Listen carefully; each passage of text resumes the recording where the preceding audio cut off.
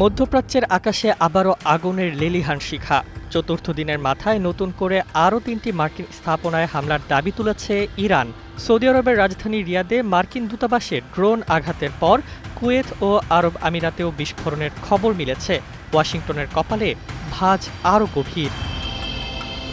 ইরানের বিপ্লবী guard corps বা ইসলামিক রেভলিউশনারি গার্ড ক্রপস দাবি করেছে, যুদ্ধ শুরুর পর থেকে মধ্যপ্রাচ্যে অন্তত ২৭টি মার্কিন ঘাঁটি তাদের লক্ষ্যবস্তু হয়েছে। কুয়েতে মার্কিন আরিফজান ঘাঁটিতে প্রাণহানির খবর নিশ্চিত করেছে মার্কিন সেন্ট্রাল কমান্ড। যদিও প্রকৃত ক্ষয়ক্ষতির পরিমাণ নিয়ে এখনও স্পষ্ট কিছু বলছে না যুক্তরাষ্ট্র। সমালোচকদের প্রশ্ন, কেন এই নীরবতা?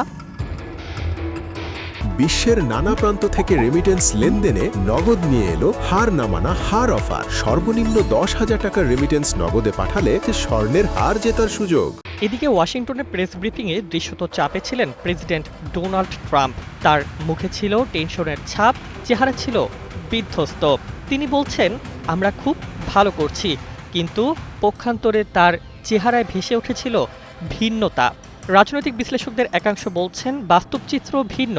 বিরোধী ডেমোক্রেটিক পার্টি অভিযোগ তুলেছে, ইসরায়েলের হুমকিকে যুক্তরাষ্ট্রের হুমকি হিসেবে দেখিয়ে অপ্রয়োজনীয়ভাবে দেশকে যুদ্ধে জড়ানো হয়েছে।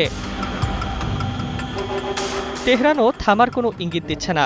রাজধানী তেহরানে টানা হামলায় ধ্বংসস্তূপের নিচে চাপা পড়ছে ভবন, কাঁপছে শহর। ইরানের দাবি, তারা বহু বছর ধরেই এমন সংঘাতের প্রস্তুতি নিয়েছে।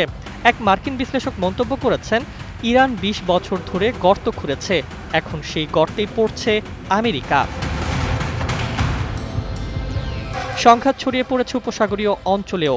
ফুজাইরাহ এর তেল শিল্পাঞ্চলে ড্রোনের ধ্বংসাবশেষ পড়ে আগুন লাগার ঘটনা নতুন উদ্বেগ তৈরি করেছে। হরমুজ প্রণালী দিয়ে জাহাজ চলাচল বন্ধের হুমকি বৈশ্বিক জ্বালানি বাজারে চাপ বাড়াচ্ছে। প্রশ্ন এখন একটাই, এই আগুন কোথায় গিয়ে থামবে?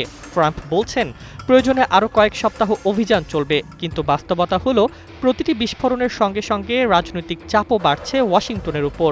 যুদ্ধক্ষেত্রে শুধু মিসাইল নয়, কূটনৈতিক দাবা খেলাও চলছে সমান তালে। আর সেই খেলায় কে শেষ হাসি হাসবে তা সময়ই বলে দেবে।